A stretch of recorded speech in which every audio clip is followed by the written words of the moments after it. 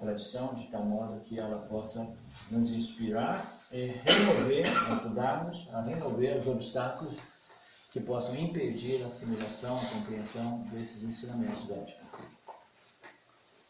A gente vai com o ritmo da banda.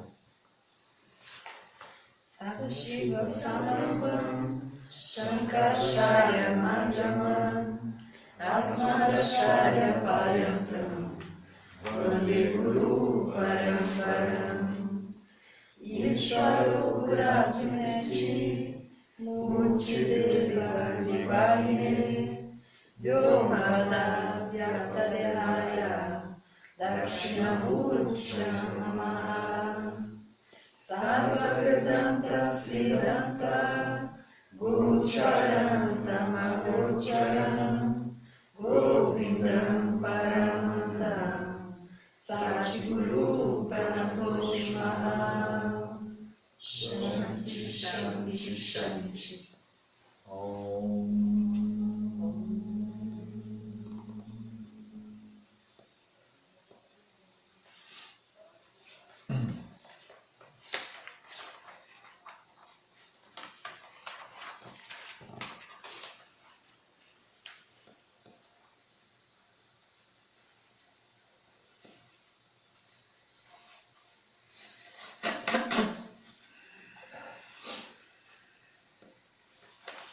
So, capítulo 2, o verso número 1. Para Arjuna, que estava tomado pela compaixão, angustiado e choroso, Krishna falou estas palavras: se comportar assim, não irá torná-lo um homem justo, não irá melhorar sua reputação, nem o conduzirá ao paraíso.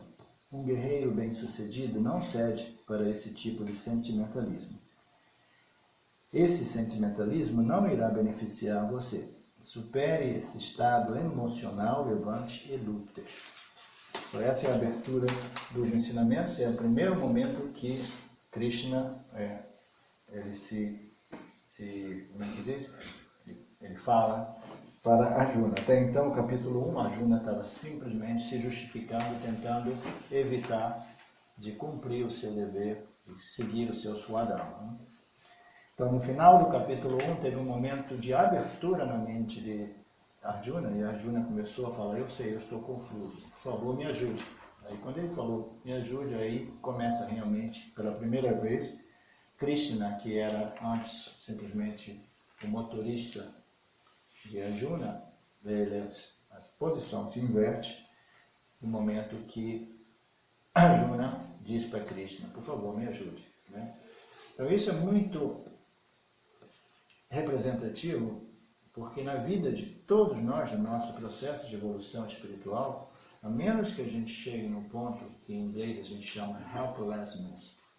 Helplessness é um ponto que a gente realmente percebe que sozinho, por nós mesmos, tentando resolver a problemática da vida, todo mundo quer resolver a problemática da vida, porque todo mundo quer viver uma vida o mais feliz, satisfeito, sereno e tranquilo possível. Né? O objetivo da realização do ser é a remoção do sofrimento psicológico humano. Então todos nós tentamos isso, e o ego humano sempre pensa: não, eu não preciso disso, eu não preciso disso, eu não preciso de ajuda, eu não preciso das escrituras, eu não preciso de Cristo, eu não preciso de um professor, eu não preciso de ninguém. Né? Porque agora existe Mr. Google. Eu vou no Google, pergunto, o Google responde, eu vou... Né? Então, mesmo aqueles que falam assim: não, tudo bem, eu aceito as escrituras, mas eu posso trabalhar esse meu processo, porque eu sou altamente qualificado. Todo mundo, a propósito, todos nós pensamos que nós somos altamente qualificados. Eu sou altamente qualificado e eu vou fazer esse trabalho por mim mesmo. Então, eu prendo as escrituras, né, dos Upanishads, os livros de Shankaracharya, e eu vou estudar sozinho. Então, o que ocorre quando a gente começa a estudar sozinho, a gente começa o intelecto começa a ler as escrituras, mas quando ele lê as escrituras, ele vai interpretá-las segundo as suas vasanas. Né? as nossas noções subconscientes, as nossas ideias, os nossos preconceitos, todas aquelas noções, ideias e preconceitos com as quais nós nos identificamos e dizemos, isso é quem eu sou. Né? Eu sou o meu corpo. Tudo bem, mas eu sou espiritual, eu já não estou mais nessa de que eu sou o corpo. Eu sou a minha mente, né? Porque no Ocidente, principalmente, a confusão entre mente e consciência é muito grande. Todo mundo se refere à mente como se fosse a consciência. A mente não é a consciência. A mente é um outro fenômeno. Um reflexo da consciência. Então, a mente diz assim, ok, não, eu compreendo as escrituras e eu sei como estudar sozinho. Então, quando a gente tenta estudar as escrituras, a gente filtra através de todos os nossos preconceitos, as noções com as quais nós nos definimos, nos identificamos, e o que ocorre é que nós rejeitamos todas as noções que não apoiem e alimentem as nossas noções anteriores, porque a gente quer viver no nosso comfort zone, né? Na nossa zona de conforto. A gente não gosta de ser constantemente desafiado, principalmente no que se refere aos nossos conceitos, os conceitos que nos definem. Então, quando nós começamos a estudar sozinho, a gente, em prática, em poucas palavras, a gente fica reciclando o nosso conhecimento. Porque a gente rejeita aqueles que não são em harmonia com as nossas ideias e emoções, e a gente aceita e integra aqueles que reforçam as nossas ideias e noções espirituais. Então a gente quase não sai do lugar. Aqui e ali a gente dá lugar para uma noção nova, entendeu? A gente consegue acomodar a capacidade de expansão e a capacidade de acomodação de noções mais amplas, né? Mais profundas, noções que são completamente novas, né? Foreigners ao meu box de noções. Então, essa capacidade de acomodação e expansão é uma das qualificações mensais do Vedantino. Né? Então, a menos que a gente tenha isso, quase sempre a gente não tem, a gente vai rejeitar as escrituras.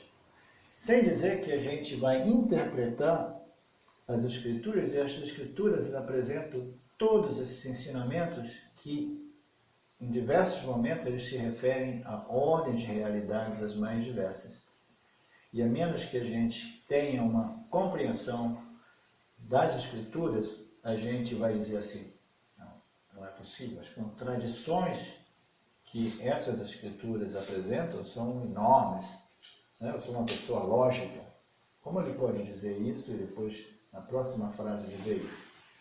Então, a gente vai ter todo tipo de dificuldade, porque a gente vai ficar interpretando erroneamente, a gente vai filtrar, a gente vai rejeitar conceitos que sejam estrangeiros às nossas noções.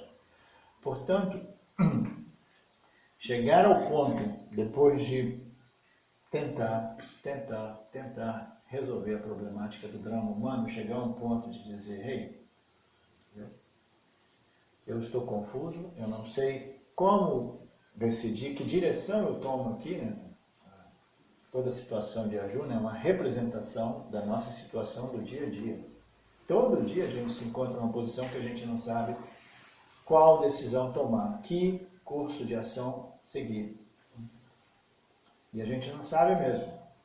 E erros ocorrem até mesmo com uma pessoa que sabe o que é o Dharma, compreende o Karma Yoga e tem uma mente mais clara. Ainda assim, nós todos somos sujeitos a erros, porque os fatores do campo são tantos. Né? Imagine uma mente totalmente rajásica, tamásica, que é chamada a responder aos estímulos da vida constantemente. Né? Então, o que ocorre é que a menos que a gente chegue nesse ponto de dizer, não, eu tentei, são 10 anos, 20 anos, 30 anos, fiz de tudo, estudei sozinho, comprei os Upanishads, li 1, 2, 3, 4, 5 vezes e eu não vejo nenhuma transformação, eu continuo respondendo para a vida como antes, eu continuo experienciando a vida do mesmo modo que antes, alguma coisa está faltando aqui. Então, o primeiro impulso nosso é dizer tem alguma coisa errada com as escrituras, elas não funcionam. Né?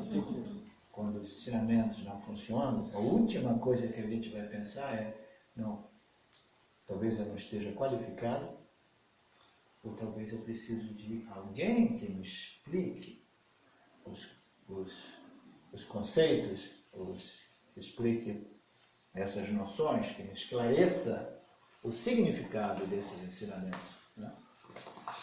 Então, esse ponto, no final do capítulo 1, quando Arjuna, depois de tentar resolver tudo sozinho, ele admitiu que ele estava confuso, e aí ele abriu para Krishna e falou assim, por favor, me ajude, eu estou realmente confuso. Eu não vou agir. Ele falou assim, não luto, não luto, não luto. Pegou as armas, jogou no chão e sentou como uma criança. Quantas vezes nós agimos assim, né? Não vou fazer nada. Como se a não ação fosse uma solução. Né? Mas a gente pode pecar por uma ação indevida e numa tempística completamente fora de propósito, mas a gente pode pecar também por não ação. A gente pode pecar por ação ou não ação. Tá? Então, se a gente não age quando a vida nos chama, o nosso dharma, a nossa responsabilidade, a nossa obrigação de responder, se a gente não age, a gente incorre em papa karma igualmente. A gente incorre em papa karma quando a gente age indevidamente, apropriadamente, e numa tempística errônea. O que é uma tempística errônea? Não, eu vou responder assim, não, isso é um estímulo importante, eu vou fazer isso. Mas hoje não, hoje eu estou tamásico, eu quero assistir os últimos capítulos do Netflix, no meu seriado. Vou tomar uma cervejinha.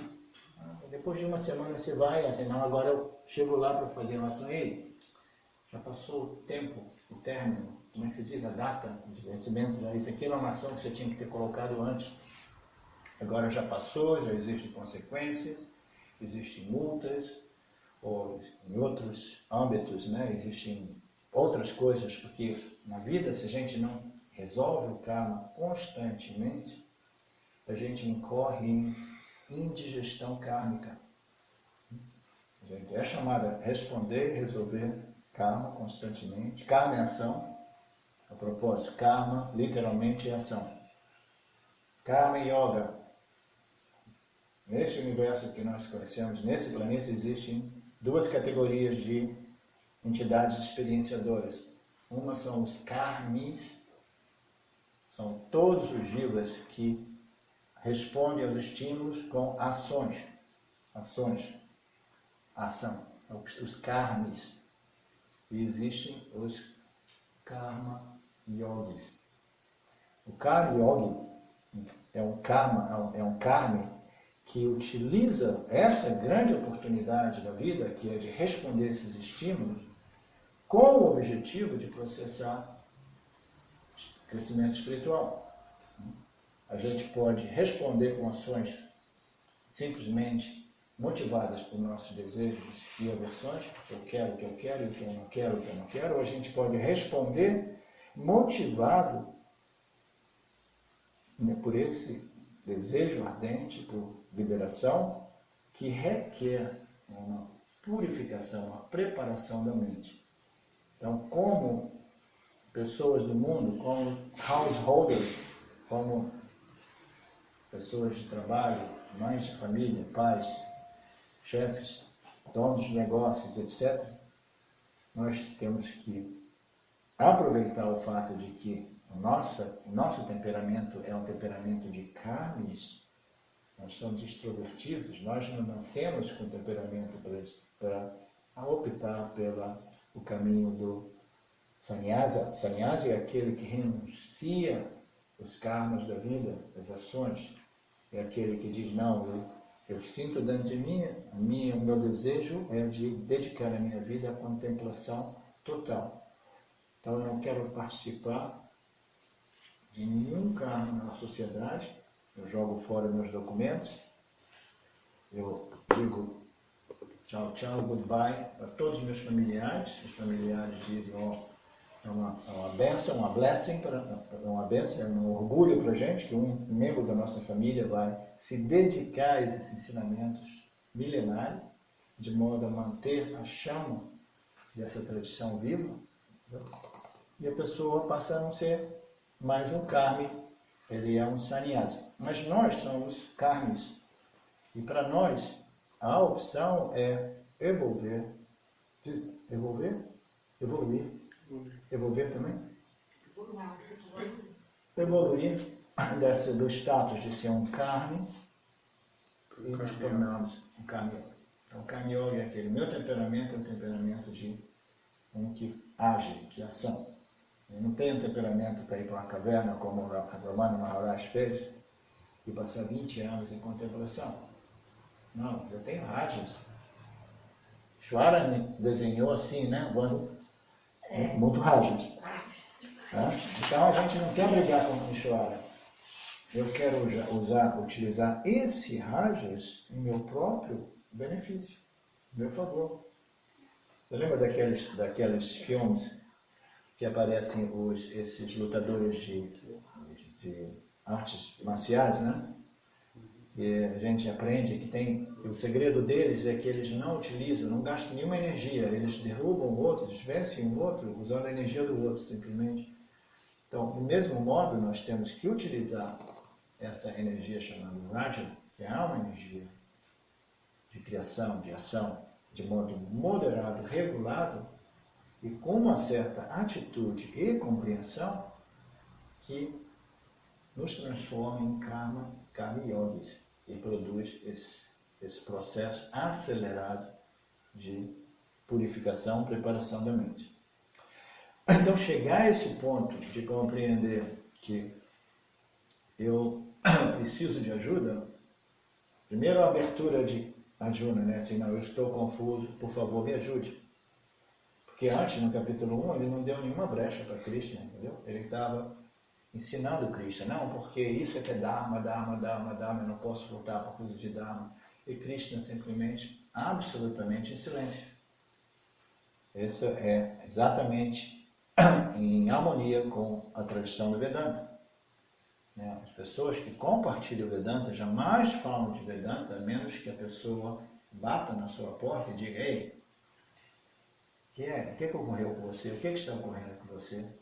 Eu ouvi falar que você fala de Vedanta, o que é Vedanta, etc, etc.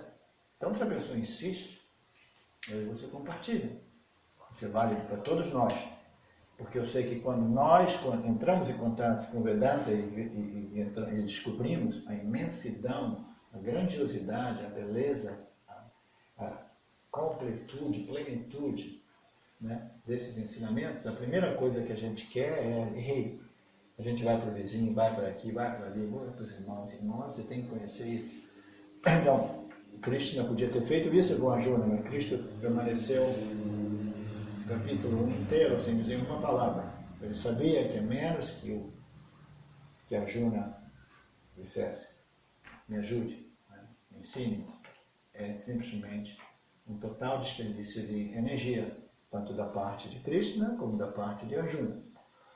Então, esse momento que ele diz, eu me sinto helpless, desamparado, sem esperança, já fiz de tudo, por favor me ajude, é o momento mais importante. Ele requer uma humildade, o ego tem que estar já bem corroído, bem dolorido, batendo com a cabeça na parede, tentando para desenvolver essa qualificação que as escrituras não mencionam, mas é uma subqualificação chamada humility, humildade espiritual. Entendeu? Porque não, sozinho eu não consigo. A minha vida é o que é cheia de prazeres e dores, de altos e baixos, de aflições e momentos mais serenos. E eu tenho uma ambição. Eu tenho uma ambição, que é a ambição por liberação e moksha, e uma vida serena, feliz. Acredito que isso seja possível. Acredito que as escrituras, né, dizem que a liberação moksha existe, é real e é possível.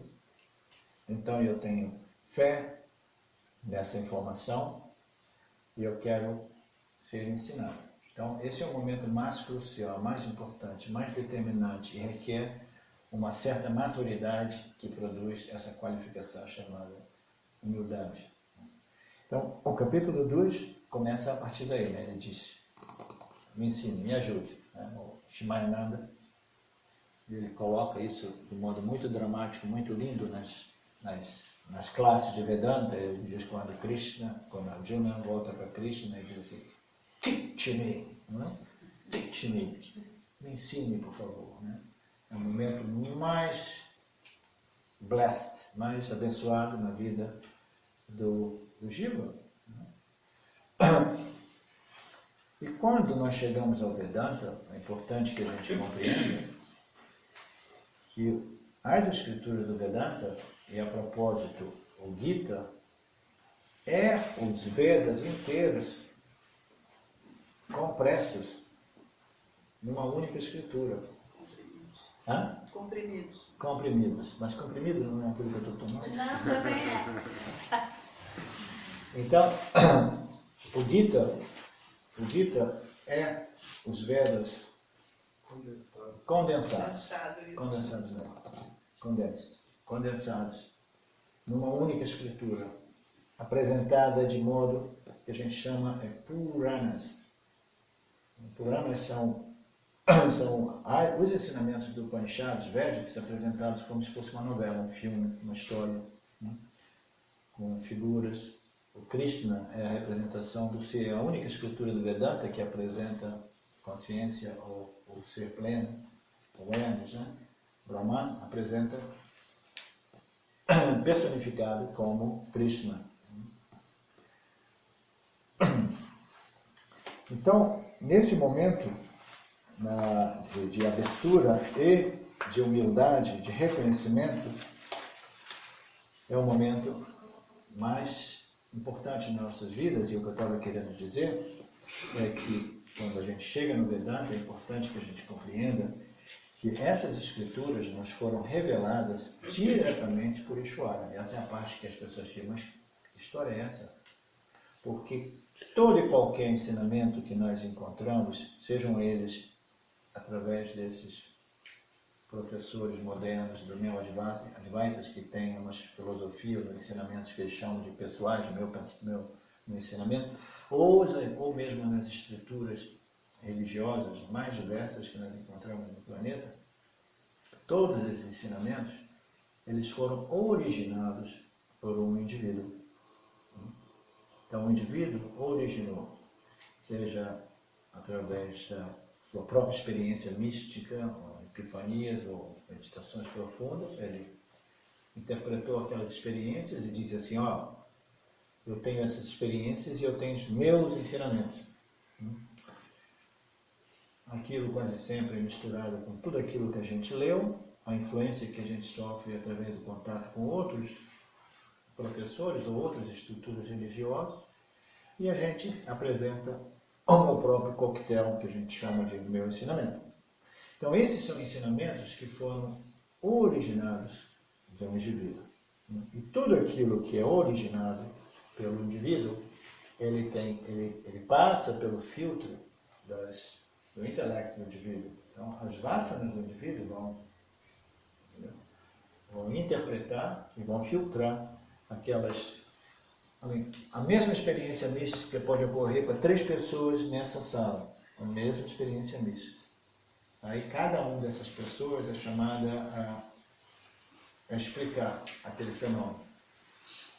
Cada pessoa vai contar uma história diferente, porque uma experiência ela é tão válida quanto a nossa interpretação dela. E o que vai interpretar aquelas experiências? As nossas vasanas. Todos aqueles noções e conceitos, tendências de pensar, de agir, elas vão interpretar as experiências. Então, todo e qualquer ensinamento espiritual, ele é originado pelo indivíduo. Né? E todo indivíduo, como o Ranji gosta de falar, every individual, todo e qualquer indivíduo possui uma agenda. O que é uma agenda em português? Uma agenda. Uma agenda. Um plano. Um plano, um propósito, um objetivo, um interesse. Entendeu? Então, todo indivíduo possui uma agenda. Então, por que é importante falar disso? Porque quando a gente chega no Vedanta, a gente entra em contato com esse corpo de ensinamento que não foi originado por nenhum indivíduo que tem uma agenda pessoal. Esses ensinamentos nos foram revelados por Ishvara. Mas aí diz, mas que história é essa, Ishvara? Ishvara não fala. Ishvara não é um jiva gigante, não é um super jiva. Como é que Ishvara vai revelar, né, esses ensinamentos? É importante a gente compreender que Ishvara não é uma entidade experienciadora, não é uma entidade conhecedora.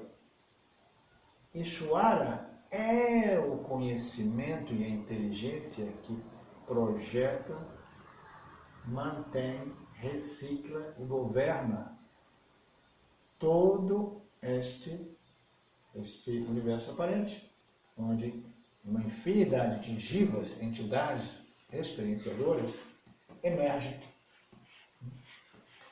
Nós somos criados, como tudo que existe aqui, dessa inteligência, conhecimento puro.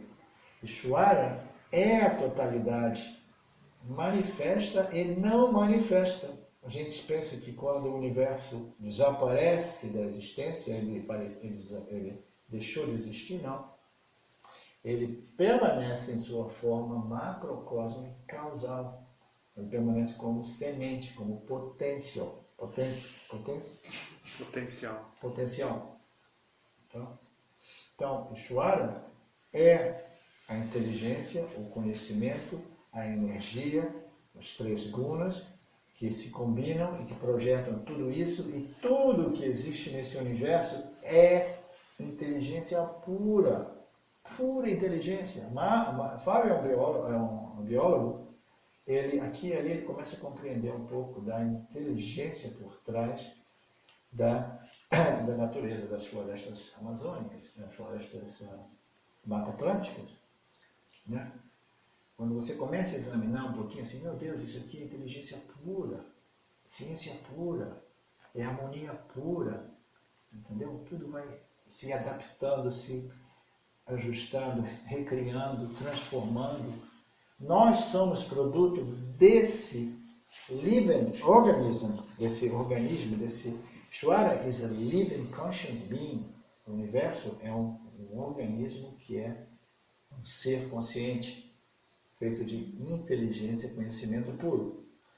Quando a gente diz assim, uau, o Fábio agora sabe tanto sobre botânica, né? A ciência da botânica compreende tanto de algumas propriedades disso, ou quando a gente diz, Newton descobriu uma coisa incrível, a lei da gravidade, ou Einstein descobriu a lei da relatividade, etc. Quando a gente fala tudo isso, a gente fala assim, uau, o ser humano tem uma inteligência. Isso que a gente descobre, a gente não inventa nada disso. Tudo isso existe já, mas nós somos ignorantes em relação às leis naturais do universo. O universo é governado por essas leis magnificamente inteligentes, essas natural laws que governam tudo. Então aqui e ali a gente desenvolve um pouco, algumas pessoas mais inteligentes começam a contemplar algum fenômeno, aí descobre a gravidade. Olha só, cara, como é que ninguém pensou antes? Por que a maçã não cai para cima em vez de cair para baixo? Ela vai perder o contato com a árvore, ela vai ficar madura, em vez de ela cair para cima, ela cai para baixo. E o cara pensou nisso. Aí ele começou a estudar e descobriu a gravidade. Então assim, uau, o cara é um gênio, ele inventou. Não, ele não inventou. O nosso conhecimento é minúsculo. O conhecimento de Ishvara é infinitamente, né, presente em tudo. Na verdade, ele não é não tem o conhecimento, ele é o conhecimento. Ishvara é knowledge puro. E a gente, aqui e ali, a gente compreende um pouquinho. Então, como pode esse living being, esse ser feito de pura inteligência e consciência, revelar as escrituras para esses jivas humanos? Nós somos jivas humanos são jivas como os micróbios, como as bactérias, como as baratas, como os mosquitos, as moscas, etc. Como pode esse jiva humano, né, se diferenciar dos outros, de tal modo que ele começa a fazer escolhas? Eu quero isso, eu não quero aquilo, etc, etc. So, Ishvara, esse organismo feito de pura consciência e inteligência, ele produz esses jivas humanos e nos concede aquilo que a gente chama de capacidade de escolha, o livre-arbítrio. Nós temos um livre-arbítrio, uma capacidade de inteligência de discriminar, discernir entre os estímulos do nosso meio ambiente, entre os objetos com os quais nós contatamos, e nessa capacidade de discernir e discriminar, a gente vai desenvolvendo aquilo que a gente chama de inteligência. Aí, aqui e ali, a gente começa a fazer assim, mas por que a maçã cai para baixo e não para cima?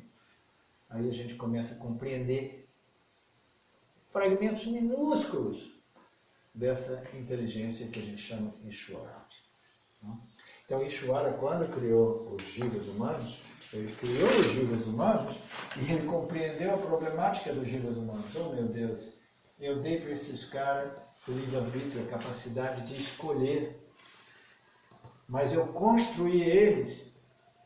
Para construir eles, eu precisei de combinar Raja e combinar Tamas. Tamas é fundamental para criar esse universo material. E Rajas é fundamental para criar todos os objetos, essa energia, e para mover todas as funções dos nossos sistemas, nossos pranas, nossa digestão, tudo isso é energia Raja. Então, por que as nossas mentes, a nossa existência como jiva necessita de Rajas e Tamas? A nossa mente, ela tem sátiva, mas tem Rajas e Tamas. É inevitável. Então, ocorre que a nossa capacidade de livre-arbítrio é comprometida por excesso de Rajas e Tamas. Então, a gente não consegue realmente compreender, discernir, discriminar entre Dharma e Adharma. Aquilo que é certo e aquilo que é errado, aquilo que é correto, aquilo que é incorreto, aquilo que é de benefício da totalidade e meu próprio benefício, e aquilo que é simplesmente uma tendência egoística de eu, meu, que no final das contas nós sofremos os resultados dessa atitude egocentrada. Então, o Ishvara, quando nos criou, ele percebeu e notou que esses jivas humanos, eu concedi a eles o livre-arbítrio, a capacidade de escolha, mas eles não têm nenhuma base para escolher. A única base para escolher que eles têm são as tendências naturais daquilo que eles gostam e que eles não gostam. E essas tendências naturais do que eu gosto e do que eu não gosto, eles vão se desenvolvendo e ficam monstros, desejos monstruosos daquilo que eu quero, porque eu quero do modo que eu quero, e eu viro até um criminoso. Eu viro um assassino, porque eu quero o que eu quero. Eu faço guerra com as outras nações, eu invado os outros povos. A história de toda a humanidade é marcada por invasões e conquistas. Por que as estruturas do Mahabharata apresentam só essas guerras e guerras? É a natureza da ignorância humana, entendeu? A dificuldade de viver em harmonia, porque cada um quer só aquilo que eu quero. A gente vê esses filmes antigos, é só não. Qual é o modo de ficar rico aqui? Invadir o outro povo, e roubar, assassinar e pegar. Então essa é a mentalidade do jiva governado por excesso de rajas e tamas. Rajas e tamas representam desejos e medos, e nós nos movemos assim. Ishvara, compreendendo tudo isso, ele falou, esses caras lá embaixo, eles estão em dificuldade. No momento que o jiva humano apareceu, emergiu nesse universo, Ishvara pensou assim, não, eu preciso fazer alguma coisa. Eu vou revelar para eles as escrituras sobre Dharma e Adharma. Eu vou revelar para eles alguma coisa que ajude a eles a viver nesse mundo em harmonia com o resto da criação, apesar daquilo que eles possuem, que é o livre-arbítrio. Veja bem, os outros seres vivos, nenhum deles tem essa problemática. Todos eles vivem em harmonia com a criação. Os únicos seres que têm esse problema somos nós, porque nós temos o livre-arbítrio. Mas Ishvara, do mesmo modo que essa inteligência que cria tudo, inclusive todos os jivas, ele diz, ok, que vai. Eu vou revelar para vocês as escrituras. As escrituras não são nada mais, nada menos do que um manual de instrução, manual de comportamento. Como você vai se comportar nesse mundo para viver uma vida feliz, em harmonia com a sua natureza como ser humano, em harmonia com os outros seres humanos e em harmonia com os outros seres vivos, e com as árvores, os países vizinhos, etc, etc. A gente não vê isso no mundo. A gente nunca viu esse mundo dos jivas harmonizado uns com os outros, porque nós somos condicionados por essa tal ignorância, que é excesso de rajas e tamas. Nossas mentes, elas são condicionadas por desejos, aversões, medos, e constantemente a gente cai em dificuldade, a gente cria encrenca, né? Como a gente dizia, we get in trouble. We get in trouble again and again. A gente vive uma vida condicionada por angústia, aflição, medo, conflito, guerras, etc, etc. Ishvara, sendo inteligência pura, ele falou assim, ok, eu vou desenvolver alguns jivas humanos com a capacidade de contemplar e começar a questionar o porquê de tanto conflito, o porquê de tanto sofrimento, o porquê de tanta guerra, e eu vou começar a revelar para esses indivíduos mais contemplativos as escrituras sobre Dharma. Então, é natural, uma coisa mais simples. Esses indivíduos, que a gente chama os rishis, eles receberam essas revelações e eles, unanimamente, eles dizem, tudo isso não foi nunca originado de mim, foram revelados a mim. Vê a diferença? Quando o indivíduo diz assim, não, esse é o meu ensinamento, esse é o que eu descobri, isso é o que eu bolei, isso é o que eu elaborei, então, ao aspecto do egóico do indivíduo, está ali dizendo, é meu, eu e meu, né? Eu e meu. Mas os indivíduos realmente sábios, eles têm a clareza mental de dizer assim, olha, isso, Shankaracharya, unanimemente, junto com todos os outros, diz assim, isso não é nada meu. Eu já nasci com isso dentro de mim, eu simplesmente reescrevi as escrituras dos Upanishads, esses comentários, esses livros novos sobre o Vedanta. Todos eles. É por isso que no Vedanta você nunca vê os autores das escrituras védicas. Então isso é importante a gente compreender que quando nós desenvolvemos nesse processo de desenvolvimento, de evolução espiritual, a gente chega no Vedanta, a gente tem que compreender que nós vamos expor as nossas mentes aos ensinamentos que nos foram revelados diretamente de Ishvara, pura inteligência revelada para nós. E quando mais a gente conhece os ensinamentos, mais a gente fica assim, uau! Porque é tão simples, é tão claro, é tão preciso e funciona. Funciona. Você pode chegar um pouquinho mais para frente? Ele funciona, porque aí eu tenho uma visão melhor da boa também. Se vocês puderem se ajustarem para... Então, quando nós chegamos no Vedanta, nós estamos surrendering. Como é que é a tradução de surrendering? Redenção. Entrega. Nós estamos nos entregando, Nos entregando humildemente às escrituras de Ishvara.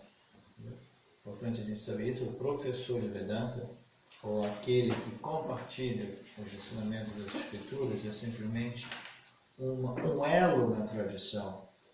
O Shimananda costumava dizer: eu não sou uma pessoa, eu sou como é que se diz? I'm not a person, I'm an institution. Eu sou uma instituição de Vedanta. O James diz a mesma coisa e eu agora começo a dizer a mesma coisa. Porque os dias que eu pensava que eu sabia alguma coisa, que eu tinha alguma coisa para ensinar de mim, ó, sempre deixados para trás. E mais eu me dou conta que o único ensinamento realmente válido, que vale a pena compartilhar, são os ensinamentos de Ishvara. São os teachings of Ishvara, entendeu? Quando eu faço esses encontros, eu faço usando mão daquilo que é o melhor das minhas possibilidades em clarificar e explicar os ensinamentos do Vedanta. A propósito, se vocês quiserem saber quem é o guru mais brilhante, guru é uma palavra estranha, existem tantas palavras guru. Guru Shri significa gu, que é darkness, escuridão, e ru é uma coisa que remove. Guru.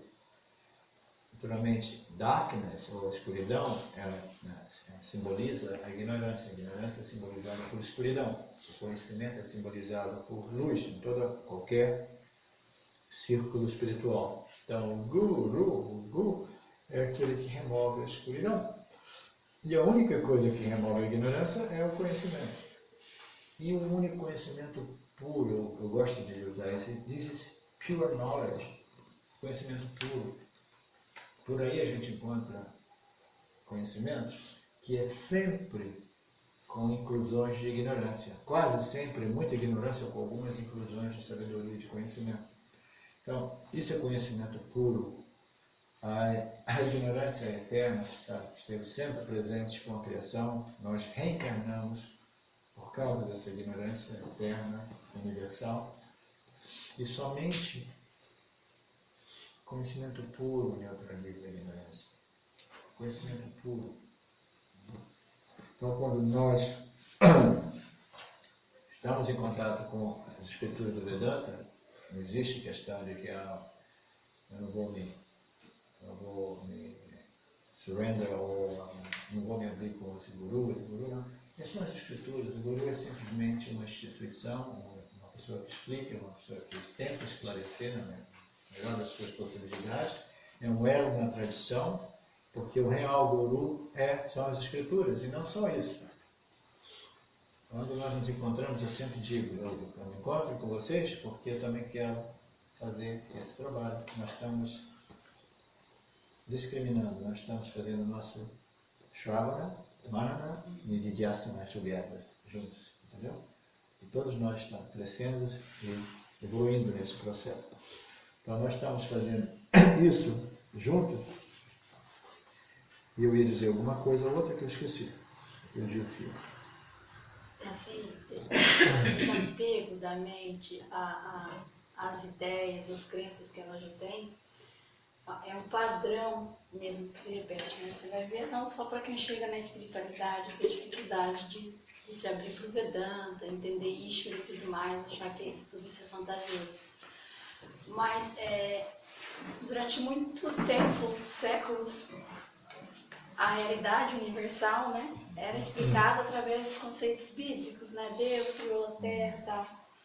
E aí aqueles primeiros homens que começaram a ter acesso ao conhecimento real, puro, né, da translação da terra, que a terra não era o centro do universo, muitos foram mortos, né, porque essa verdade não podia ser aceita pelas mentes ignorantes.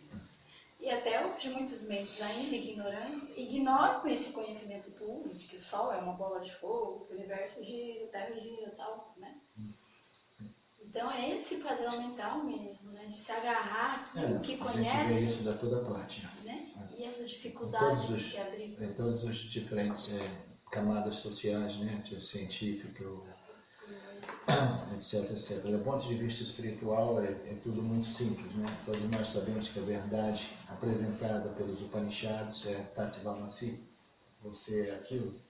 O indivíduo é a consciência pura. E alguns de nós aqui sabemos disso, e alguns de nós sabemos, mas não temos ainda a convicção firme, forte. Portanto, a gente dá uma balançada e aí a gente vai através dos altos e baixos da vida, né? Mas esse conhecimento, Tattva-masi, requer uma mente altamente purificada, sutilizada. Então, as pessoas, né, que estão agarradas em seus próprios conceitos, que não têm o desenvolvimento, a confiança, a humildade, a capacidade de desenvolver um valor, uma compreensão do valor das escrituras, né? Então elas têm que ainda passar mais tempo em samsara, né? Passando pelos altos e baixos do samsara, porque o samsara, no final das contas, é um grande professor. Ele vai elucidando a mente do indivíduo do mesmo modo que uma lixa, quando a gente pega a lixa e começa a lixar uma superfície porosa, áspera, devagarzinho, você vê um exemplo mais legal, é o mar. Uma rocha cai assim, ela é cheia de ponta, aí as ondas ficam batendo assim, depois de anos e anos, aquilo ali vira completamente lucidada, redondinha, bonitinha, sem nenhuma arestas. Porque a Então a verdade... vida, ela vai produzindo essa purificação, essa lucidação da mente. Então as pessoas que não estão prontas para o Vedanta são pessoas que ainda precisam passar por esse processo natural de fricção com a vida, fricção com todas as frustrações, os desejos de correr atrás, de querer obter alguma coisa, etc, etc. O que você ia dizer, Vânia? Então, porque assim, a verdade, né, ela já tá aqui, né? Que a gente é consciência e tal. A importância de preparar a mente é para você acessar essa verdade. Porque, por exemplo, as leis que foram descobertas por Newton, a lei da gravidade, a gravidade já existia.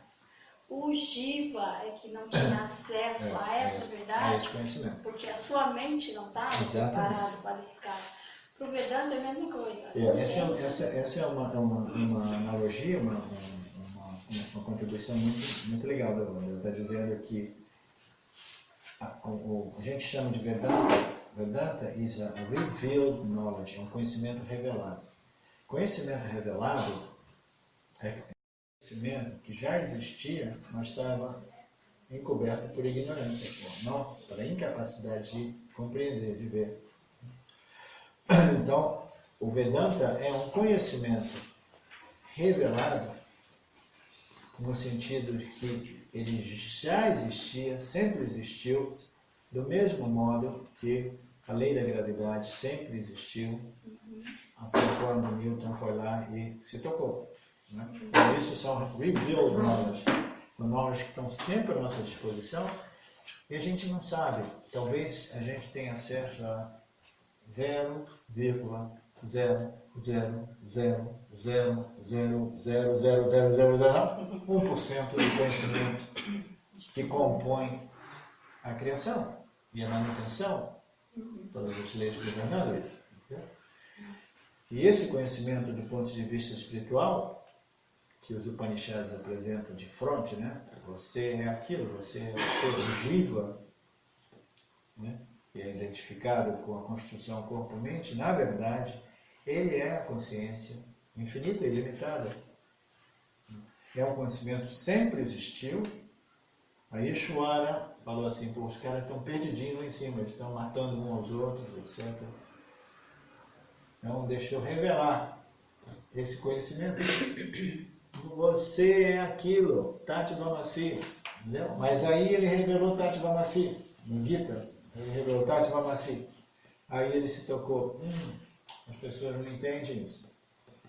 Aí ele falou, tudo bem, então eu vou fazer uma outra escritura que vai explicar para essas pessoas o que é Dharma, o que é Karma, o que é Dharma, o modo de se conduzir nesse mundo de tal modo a desenvolver crescimento espiritual, Tattva-guna, né? E nesse processo né, desenvolver um valor por liberação, por autoconhecimento.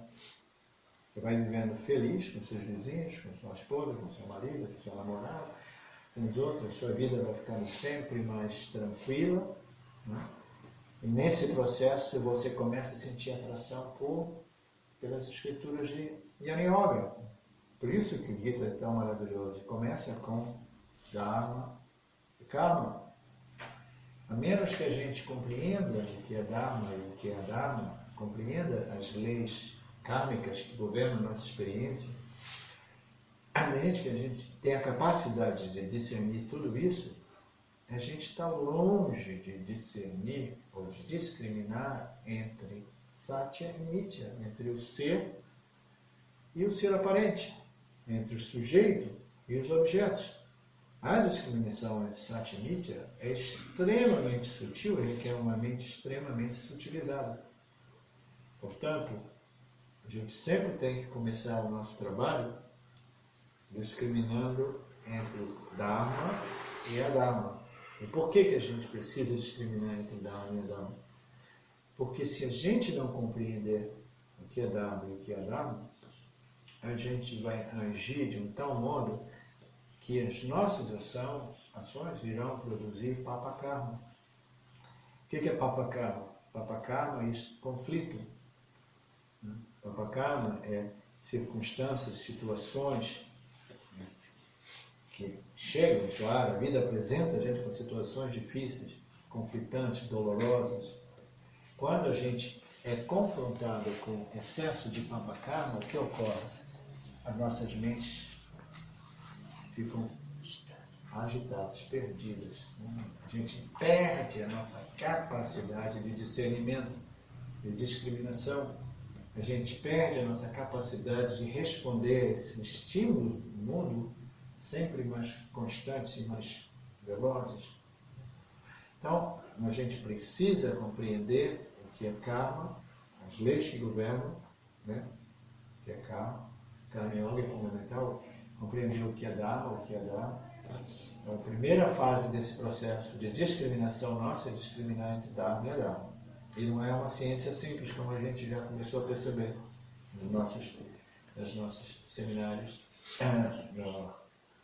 na internet. So, Krishna falou essas palavras: se comportar assim não irá torná-lo um homem justo. Né? Ele achava que ele estava sendo justo por decidir, não, eu não vou lutar porque essa luta é cruel. Né? Vai ser sanguinária, vai ser uma matança, todo mundo vai sair perdendo, etc, etc. Então ele dizia que não, a coisa justa a fazer é não lutar. E a gente vê isso no dia a dia, tem tantas injustiças no mundo, né, que a gente diz assim, o que eu estou fazendo? Eu não estou agindo. Eu vim da Califórnia, na casa do marido da minha ex-esposa, e ele é um desses caras na internet que é ativista, ele quer trazer justiça ele quer combater as injustiças, expondo as injustiças. Então ele sofre uma aflição enorme. Eu mesmo tempo tenho medo de parar nas listas negras desses supostos governantes, etc. Ei, Alex. Tem um lugar aqui. Tem lugar aqui para você. Tem lugar aqui. Vai ficar apertadinho. Vai, não. Você sabe voar, Alex? Sabe voar?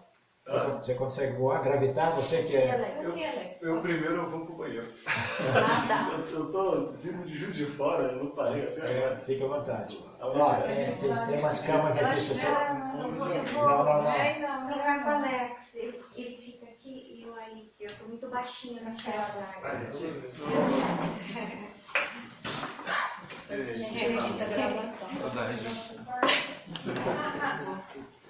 Viu? Ele falou que ia sentar lá.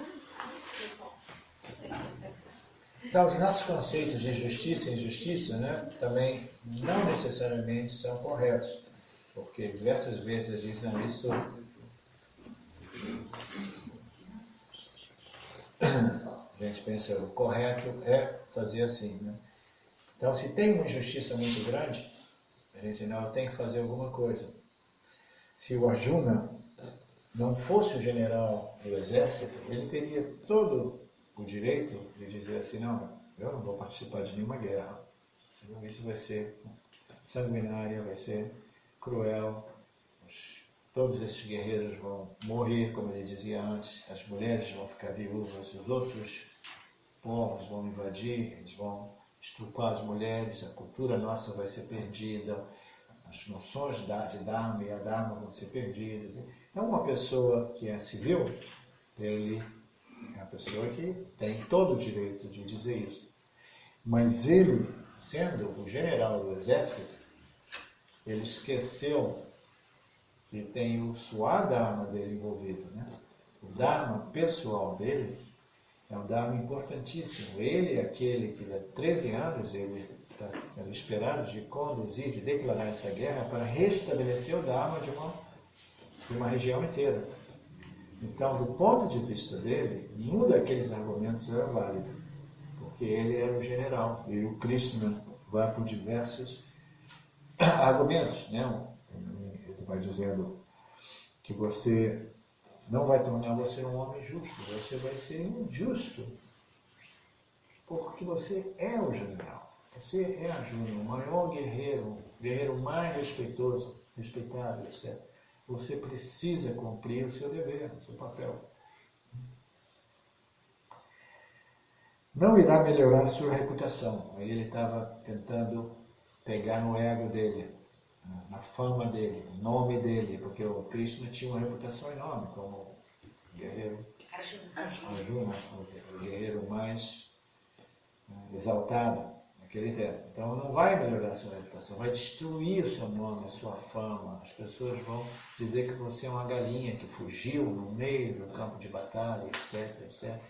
O Krishna foi fazendo de tudo para tentar chacoalhar ele e dizer para ele, faz o que você precisa fazer, que é restabelecer o Dharma, porque a situação aqui está difícil. A injustiça parecia o Brasil. Né? Era tomada em todas as camadas sociais, opressão, injustiça. E Krishna dizia, não, você tem que restabelecer o Dharma. Você tem... Olha, isso não é para a gente, não. Nós somos yanis, nós somos pessoas com amor. Isso é uma coisa às vezes confusa, porque quando a gente vive num país muito adármico como o Brasil, a gente pensa assim, espiritualidade? Não. A primeira coisa é restabelecer a justiça social. Né? Não. Uma expressão que talvez não seja bem apropriada, mas veio na minha mente como uma memória de 30, 40, cada macaco no seu galho. Né? Cada macaco no seu galho. Você é um yani. Você é um yani. Você é uma pessoa que tem amor por knowledge, por autoconhecimento. Então, esse é o seu Dharma principal, o seu Swadharma, mais fundamental que existe. Então, se você também tem uma tendência, um sentimentalismo, reconhecendo você, o sentimentalismo e envolvimento com as injustiças sociais, você tem que estar presente e determinar qual é o seu Dharma mais fundamental. Caso desses meus amigos, parentes, marido da minha esposa, ele não tem nenhum, falei um pouco de espiritualidade mais dessa vez com ele disse, mas não é para mim ainda, eu não sinto que eu não quero isso, eu quero lutar pela justiça, e eu dou maior força para ele. Eu falei, esse é o seu Dharma, essa é a sua natureza, assim que Ishvara te construiu. Né? Então, num país, numa nação adármica como o Brasil, a gente tem que tomar presente e não ficar se culpando, dizendo, eu estou aqui pensando em iluminação, espiritualidade, no meio de tanta injustiça. Esse é o seu Dharma. Deixe que os ativistas, os pacifistas, os guerrilheiros, etc., etc., façam esse trabalho, se tiverem alguns lá. Entendeu? E você faça o seu trabalho, porque, fundamentalmente, no final das contas, o Dharma mais fundamental de todo o jiva humano, na medida que eles vão mudando, que o Swadharma do indivíduo se modifica, na medida que a gente cresce espiritualmente. Fundamentalmente, o Swadharma de todo o indivíduo sempre resulta no Dharma pela liberação. Porque tudo aquilo que a gente corre atrás para fazer acontecer, nada mais é do que um esforço para tentar restabelecer esse senso natural de plenitude, que por acaso é a nossa natureza original. Tudo corre atrás de coisas, situações, circunstâncias, nada mais é do que uma tentativa indireta de restabelecer esse senso natural de plenitude, de eliminação, de limitação, contentamento, etc., que é a nossa natureza. Mas nós somos cianes, amantes do conhecimento da verdade, e o nosso Dharma não é ir para as ruas jogar bomba de garrafa ou isso aqui. O nosso Dharma é fazer esse trabalho interior. Esse universo aparente, esse planeta nosso precisa de mais e mais de nós. Entendeu? O desequilíbrio entre Dharma e Dharma, a ignorância e conhecimento, é enorme nos dias de hoje. Kali Yuga parece que está no pico. Se a gente não conseguir explodir, destruir esse planeta, ou eliminar essa nossa civilização humana, entendeu? Parece quase um milagre. E a única coisa, toda vez que o Ishvara nos envia essas entidades, esses seres, essas pessoas do tipo Ramana, Ramana foi um silêncio, mas a capacidade do silêncio dele teve um poder de tocar o coração de milhares de pessoas, muito embora ele não tivesse o ensinamento de Vedanta. Então, nós temos esses indivíduos, muitos desses indivíduos são os verdadeiros avatares. Os avatares são os indivíduos que vieram aqui não caindo devido ao karma pessoal deles. Né? Não é um fall, é uma descendência. Eles vêm com o propósito de levantar o nível de conhecimento, né? Restabelecer o Dharma, ajudar as pessoas a evoluírem, porque somente a remoção dessa ignorância fundamental referente à nossa real natureza pode impedir esse conflito e destruição humana. Porque todas essas guerras, fundamentalmente, são baseadas nessa ignorância fundamental. Eu sou essa construção corpo-mente, eu quero o que eu quero, quando eu quero, do modo que eu quero, entendeu? E eu vou começar a dar um chega para lá em todo mundo, vou criar conflitos, guerras, isso e aquilo, porque eu sou movido, sou governado por os meus desejos e aversões pessoais, egóicos. Então, nós precisamos dos Vedas, desses ensinamentos, mais do que nunca before. A gente está no pico do Kali Yuga. Ah, é? Nessa era mais nele, assim? Pensei que já estivesse no finalzinho. Você pensa que tá ruim, pode ficar pior. A Terceira Guerra Mundial ainda não aconteceu. Pois é, mas assim, em termos de tempo, Só eu depois achei da que era Terceira já Guerra. o final dessa... Ninguém sabe exatamente, né, esses são conceitos, mas a gente verdade, sabe é tão que essa criação, esse universo aparente, ele é composto por Dharma e Adharma. É dualístico, então tem o bem e o mal, o certo e o errado, sempre, Sim, entendeu? sim. Porque do mesmo modo que tem Sattva e tem Rajas e Só Tamas. fica um pouquinho mais leve, Entendeu? um pouquinho mais Então, pesado. isso aqui ele vai fazendo assim. Todo mundo, as pessoas idealistas pensam de viver numa realidade onde não existe o mal, não existe pecado, não existe ignorância. Entendeu? É uma ilusão. Porque essa é um universo, é uma ordem de realidade dualística onde o bem e o mal coexistem. A questão é de encontrar, estabelecer sempre um certo equilíbrio e nesse jogo de dualidade, parece que o propósito principal é para os vivos humanos processarem os seus karmas, desenvolverem e realizarem aquilo que é além e antes do bem e do mal, da dualidade, né? Da minha realidade, minha natureza absoluta, minha identidade como consciência pura.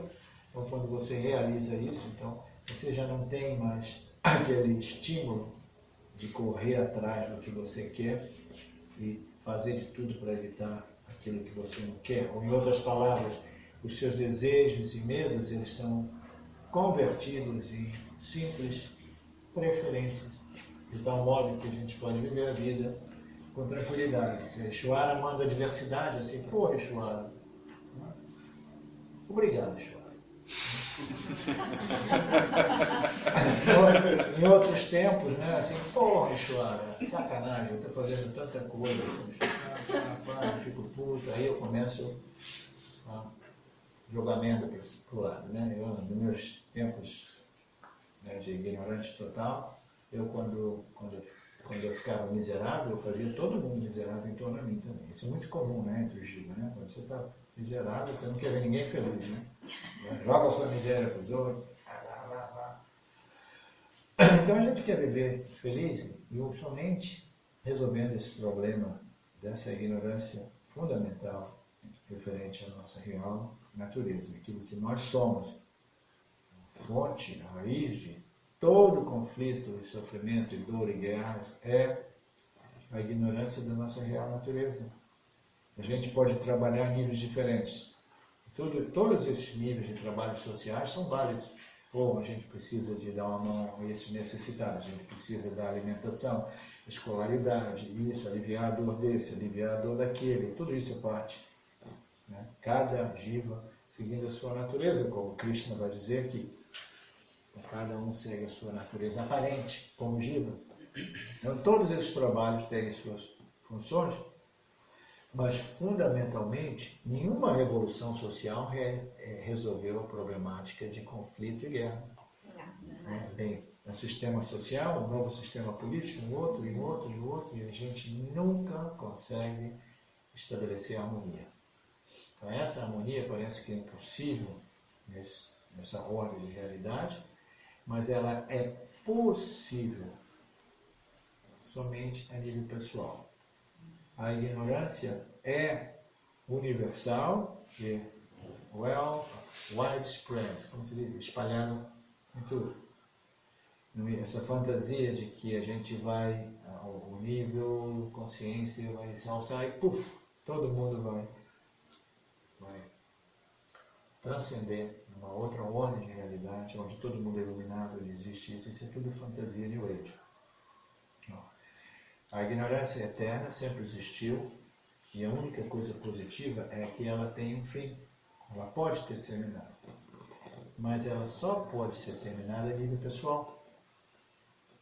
Porque o propósito de todo esse Bharagandam aqui é que nós possamos trabalhar os nossos karmas, evoluir, reconhecer aquilo que sempre foi livre, e aí a gente está fora do jogo.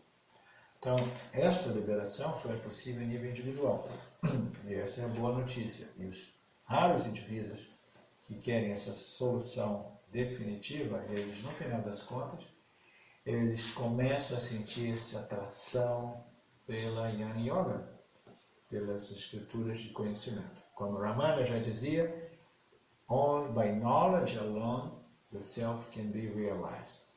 Only by, através do conhecimento, a realização do ser é possível. Por quê? Porque o Jiva já é um ser. O Jiva já é um ser.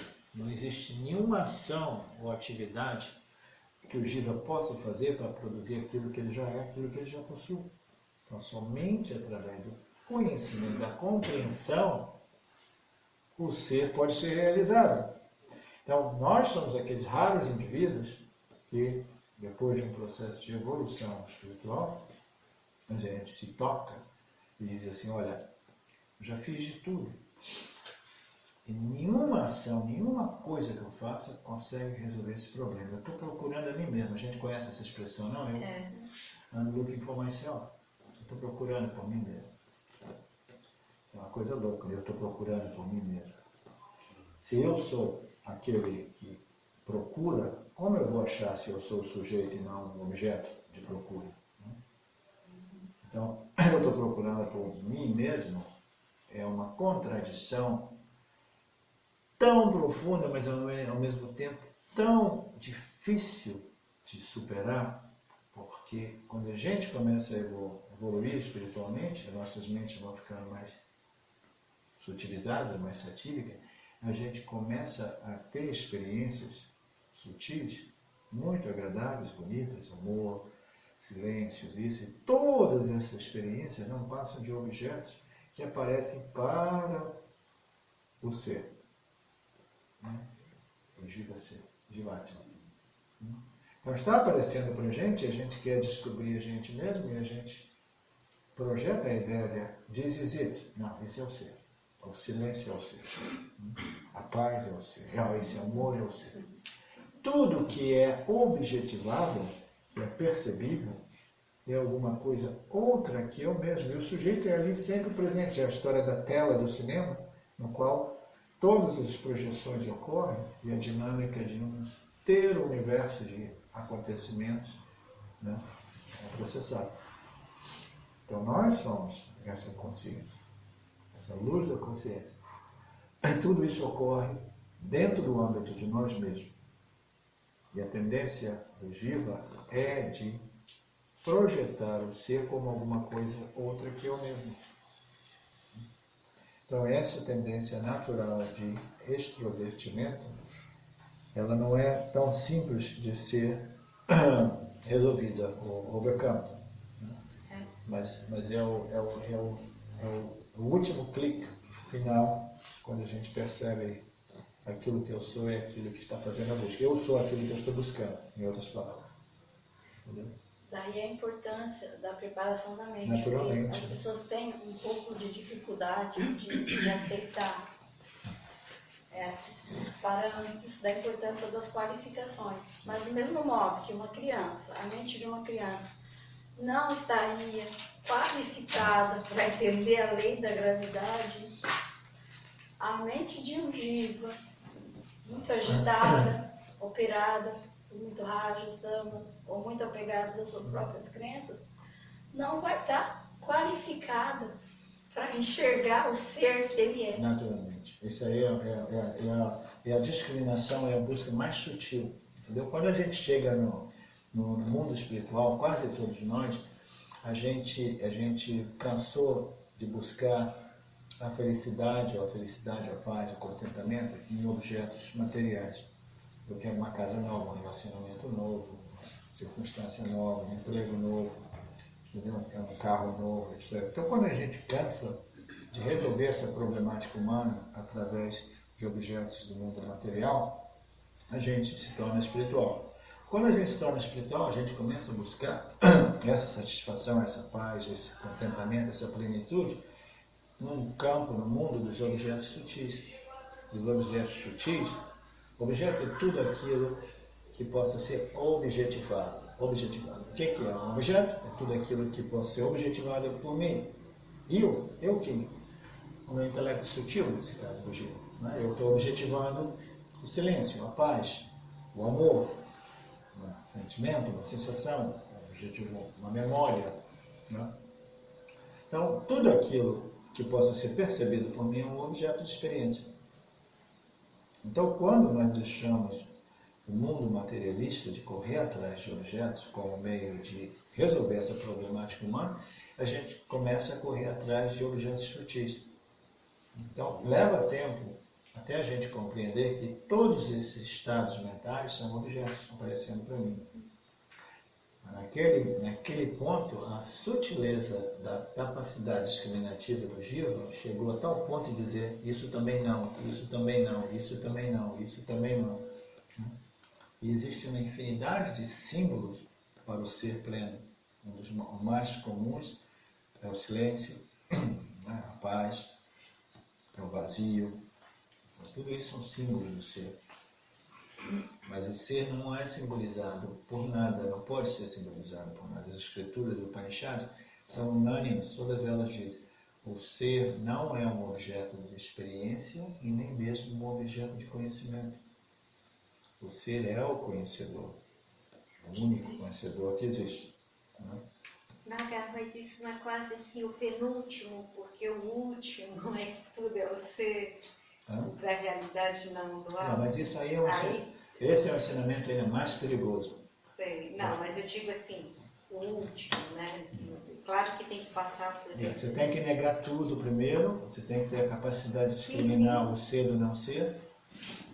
E existe uma tendência, alguns desses professores neoadvaitas modernos, eles dizem, não, mas tudo é o ser, você é o ser, não tem nada que você possa fazer, etc. Quando você diz isso para uma pessoa ainda não preparada, ele vai gostar de ouvir isso, como o Balsekar dizia, aí todo mundo diz, opa, vou para casa, tudo bem, não existe, ninguém faz nada, não existe o fazedor, tudo que existe, essa frase é uma frase comum no mundo espiritual. All there is consciousness and you are that. Tudo que existe é consciência pura, e você é consciência pura. Então, quando você vai num professor, ele ignora o seu nível de desenvolvimento espiritual, ele vai dizer assim, vai para casa, porque tudo que existe é consciência e você é a consciência. Você quer fazer isso, eu estive com ele umas 2 vezes. Então, não mexe você quer. Então, quando você diz isso, como muitas pessoas dizem, você não está ajudando ninguém. Você está ajudando o indivíduo que não tem a preparação para compreender isso a se enganar, se iludir. Entendeu? Vão para casa. Aí eles vão para casa, não, tudo bem, mas aí o sofrimento continua.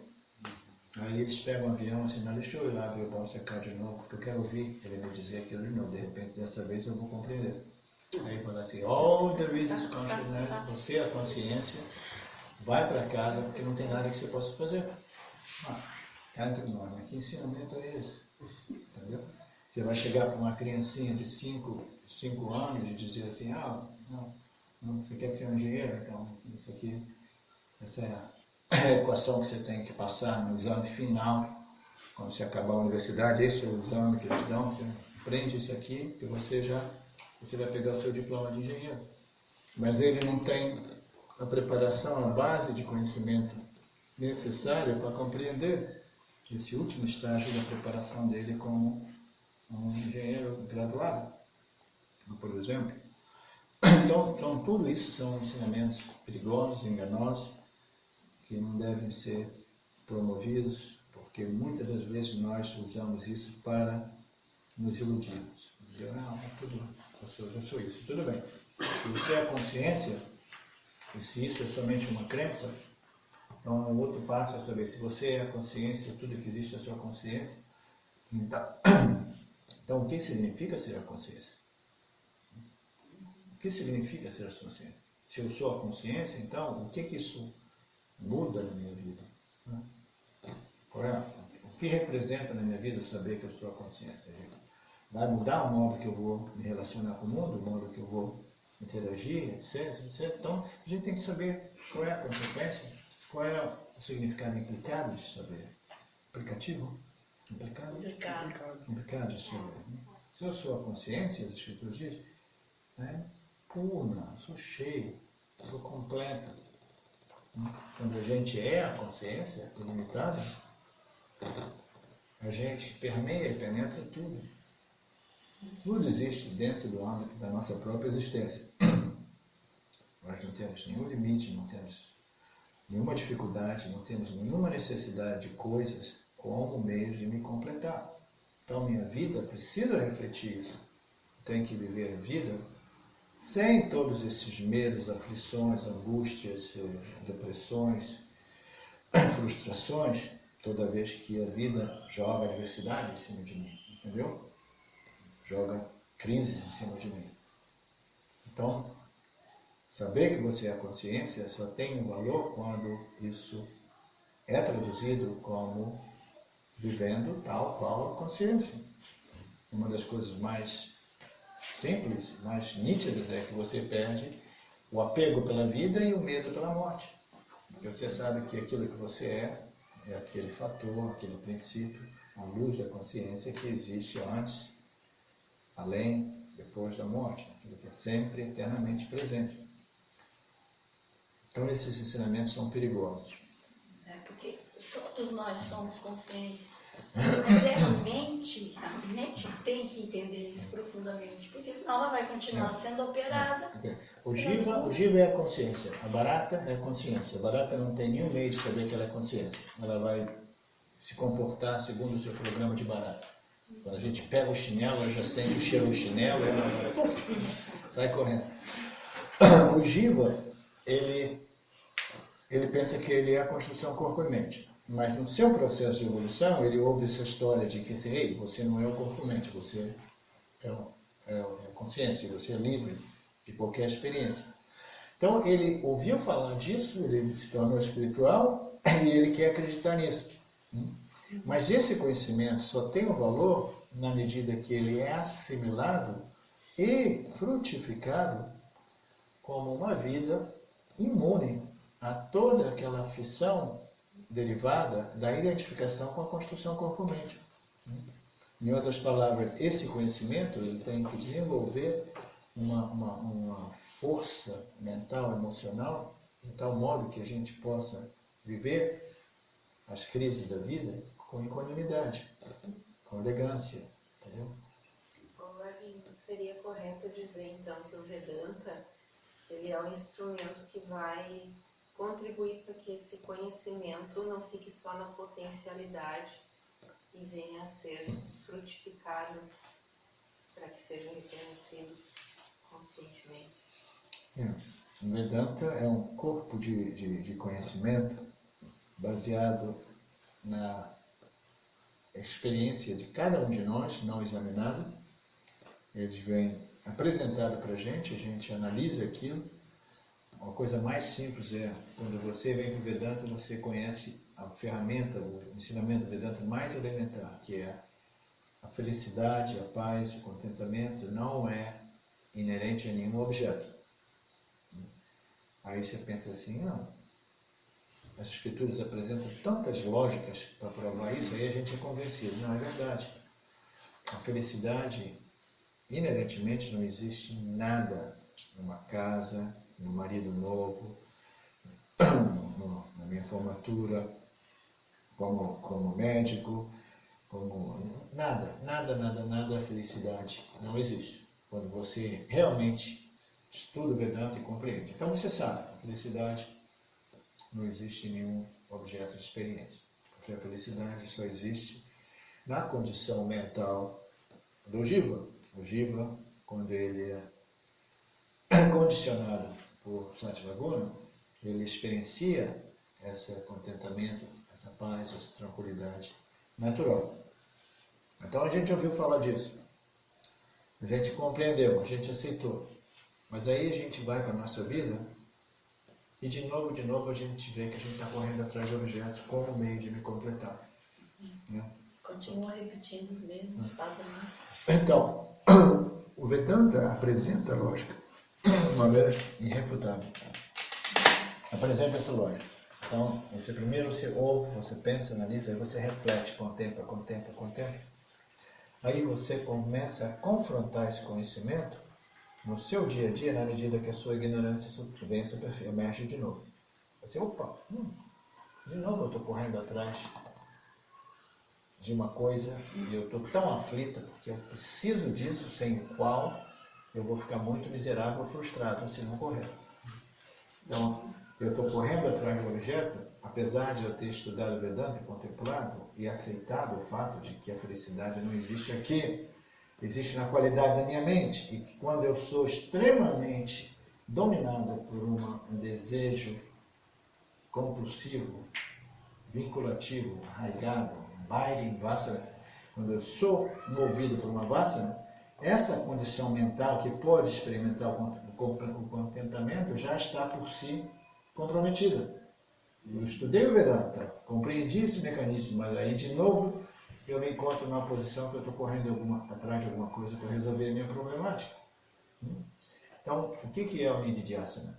O Nididhyasana é quando você compreendeu, você tem esse conhecimento de você, esse conhecimento não frutificou totalmente, aí você vai sentindo que a sua vida vai se transformando gradualmente, quando você entra no Vedanta, no mundo do Vedanta. Mas ainda assim, tem muita ignorância operando, porque a ignorância é eterna, a ignorância é muito profundamente arraigada. Então, Nididhyasana, que é o terceiro estágio do estudo Vedanta, é quando você começa a aplicar esse conhecimento que você intelectualmente aceitou, processou, refletiu e diz, eu não tenho a menor dúvida, não existe nenhuma felicidade, nenhum objeto de experiência. Mas ainda assim, as suas vássanas de desejo por um tal objeto vão continuar pressionando a sua mente consciente. Quando você menos espera, você está correndo atrás de alguma coisa, você está aflita, né, por querer obter aquilo. Quando você vê que a ignorância começa a te operar e você conhece os ensinamentos estão vivos na sua mente, você começa a aplicar os ensinamentos na medida que a ignorância começa a operar. Isso é chamado de nididhyasana.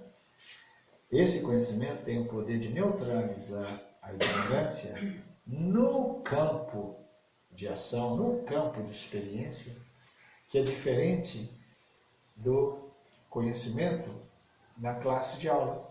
Na classe de aula a gente intelectualmente compreende, analisa, reflete, no caso da nossa meditação a gente compreende, mas aí no campo que a gente tem que constantemente fazer a aplicação desses conhecimentos na medida que a ignorância nos opera. Isso é chamado de nididhyasana. E essa nididhyasana vai produzindo a assimilação desses conhecimentos de tal forma que aqueles aspectos da ignorância universal, quando eles emergem, começam a nos operar, imediatamente o conhecimento está ali para neutralizar. Né? Porque somente o conhecimento neutraliza ou cancela a ignorância. Esse é um trabalho constante. Vedanta, o autoconhecimento, é um projeto de vida. As pessoas que não têm a força, a determinação de trabalhar por elas mesmas, né? Pegar a espada e realmente enfrentar, como a espada de Arjuna que vai no campo de batalha para enfrentar aquelas forças adármicas, é um simbolismo, ele vai lá para enfrentar a ignorância. As forças adármicas são a ignorância é um produto, essas atitudes adármicas, essas vássanas adármicas, são frutos da auto-ignorância. Agora você tem a espada do autoconhecimento, e você vai no campo da vida, você vai com a sua espada e você vai combater essa auto-ignorância que é profundamente persistente, arraigada, de novo e de novo. Então, é um trabalho constante. Aí você vai se sentindo sempre mais leve, sempre mais livre, sempre mais livre, mais livre. Quando você vê, sua vida está transformada. Muitas pessoas nem se tocam com isso, entendeu? Não. Algumas pessoas têm um momento mais claro, outras pessoas dizem assim, não sei, minha vida se transformou, eu compreendo agora. Eu não somente compreendo intelectualmente, mas minha vida reflete isso. Entendeu? Eu não sou mais aflito como eu era antes. Entendeu? Essa questão aí de que a felicidade não está nos objetos, o James traz um exemplo lá no livro, que ele fala assim, que a felicidade para uma pessoa jovem pode ser pular de paraquedas, né? Aí para uma pessoa idosa, que podia ser uma extrema tortura. Então, assim, não é o paraquedas em si, né? Todos vocês já são mais espertos de Vedanta, a gente não precisa de entrar muito no ensinamento a felicidade, não existe nenhum objeto, ou a gente precisaria de entrar nisso? Mas Não? Só trazer exemplo, né? Assim, como Então, psicólogo. isso aqui, a gente pode passar um final de semana falando só disso. Mas assim, tem uns exemplos que são claros, né? Não existe uma infinidade de diversos. São bem De claros. ângulos mais diversos possíveis, entendeu? A felicidade não existe, mas para sintetizar isso, a felicidade, ela tem uma analogia muito simples que ilustra isso. Quando a gente vê um cachorro, todo cachorro tem um fascínio por osso. Né? Osso, todo mundo sabe que não tem nenhuma suculência, não tem nenhum suco dentro, né? Não tem nada. É só o cheiro da carne. Mas tem aquele osso. O cachorro tem fascínio por osso. Ele pega o osso, começa a romper ele, aí ele vai ficando aguçado, né? Vai ficando assim. Aí o osso começa a cortar a boca do cachorro. Aí o cachorro começa a perceber que aquele osso tem suculência. Tem suculência. O osso parecia seco. Parecia seco, mas na verdade o osso tem uma suculência, tem sangue, está saindo desse osso. Então ele deduz que a suculência do osso, que ele está saboreando, vem do osso, ele não se toca. Que o sangue é o sangue da boca dele mesmo. Né? Então, do mesmo modo, a gente corre atrás de objetos todo o tempo como um meio de nos completar. De vez em quando a gente dá sorte, a gente pensa, não, é porque eu sou tal. Agora eu sei como ter sucesso na vida. Eu sei como obter aquilo que eu quero. Mas na verdade não, a gente deu sorte. Ishvara favoreceu as circunstâncias, né? Os fatores infinitos do campo, e a gente conseguiu obter. Naturalmente, nós temos que fazer a nossa parte, as nossas ações, a nossa responsabilidade são fundamentais. Tem que agir sempre em harmonia com o nosso objetivo, e esse objetivo precisa ser em harmonia com o Dharma, com Ishvara. Se a gente quer realmente curtir a satisfação, a felicidade, aquele sucesso. Porque esses caras que roubam, que enganam, manipulam, oprimem, eles podem ter bilhões no banco, mas eles jamais têm a capacidade de curtir, de ser contente, feliz e satisfeito. Porque no processo de obter esses ganhos materiais dharmicamente, eles destroem a mente, que é o instrumento primário que nos permite de sermos felizes, contentes, satisfeitos, etc. Mas a gente se segue a busca desse objeto, de modo dhármico. Coloca todas as ações em harmonia com o nosso desejo, ainda assim a gente vai precisar de uma mão de Ishvara. Ishvara tem que, de qualquer modo, orquestrar as coisas a nosso favor, de modo, consegui. Legal, obrigado, Ishvara. Na Índia todo mundo diz obrigado, Ishvara. Isso é a beleza da Índia, né? Todo mundo sabe que existe um fator chamado Daiva, que é um fator, todos os fatores infinitos que contribuem para o nosso parábola da karma, o resultado de nossos esforços. Então lá eles sabem. Então se a gente corre e a gente obtém o nosso objeto, a gente fica feliz. A gente fica super feliz. Obrigado, Ishvara, eu consegui. Conquistei aquele emprego, passei no exame, consegui essa casa, consegui me formar, arrumei aquele namorado que eu estava correndo atrás por já um tempo, etc, etc. Então a gente fala, obrigado, Ishvara. Imediatamente, tal qual o cachorro, a gente vai pensar, não, eu estou curtindo essa felicidade, essa satisfação, e ela vem do objeto de minha conquista. Essa satisfação está vindo do objeto de minha obtenção. Eu realizei esse desejo por esse objeto agora é em processo meu, e do mesmo modo eu penso, a felicidade vem do objeto. A gente não é muito superior ao cachorro, nesse sentido. Então o Vedanta diz, não, a felicidade parece que ela origina do objeto, mas a felicidade é originada da sua condição mental livre de qualquer desejo, de qualquer aflição, de qualquer ansiedade. Não tem nada que esteja faltando para você nesse momento. Você se sente completo. O desejo é uma declaração de incompletude. Incompletude. O lack. Something is missing. Falta. E eu estou sempre aflito. Eu tenho que... alguma coisa que eu tenho que obter para realmente ficar ok. Então, quando a gente tem sucesso, a gente relaxa. A mente converte naturalmente Rajas into Sattva. A gente desenvolve uma predominância de Sattva Guna. E naquele estado, a gente curte contentamento, paz, tranquilidade, satisfação. E a gente pensa que veio do objeto. Então agora a gente tem um segundo problema. Todos nós sabemos disso. Quando a gente obtém aquilo que a gente quer, a gente cai numa outra problemática. Devido à nossa ignorância, a gente fala, minha felicidade está vindo desse objeto, portanto eu dependo desse objeto. Dependência, apego. Aí a gente imediatamente fala, e agora como é que eu vou fazer para manter esse objeto comigo? Eu estou entre relacionamentos, que delícia, um mês, um dia de mel, e agora a problemática maior, como é que eu vou fazer para manter esse objeto? Eu consegui uma puta grana, isso e aquilo, e agora, meu Deus do céu, uma vacilada que eu der, eu perco tudo na bolsa de valores, aqui e ali, compro a casa errada. Tudo aquilo que a gente obtém como meio de nos completar, nos coloca naquela posição de ansiedade devido à dependência, a gente projeta que a gente depende disso para a nossa satisfação, e a problemática de como manter, porque as coisas se modificam continuamente. A gente manter o status quo é coisa impossível. Então, a obtenção dessa satisfação indiretamente através da conquista de objetos, ela só pode ser compreendida através de uma análise simples, mas que ninguém imagina. Mas o Vedanta apresenta isso. Marcelo. Apresenta isso. Né?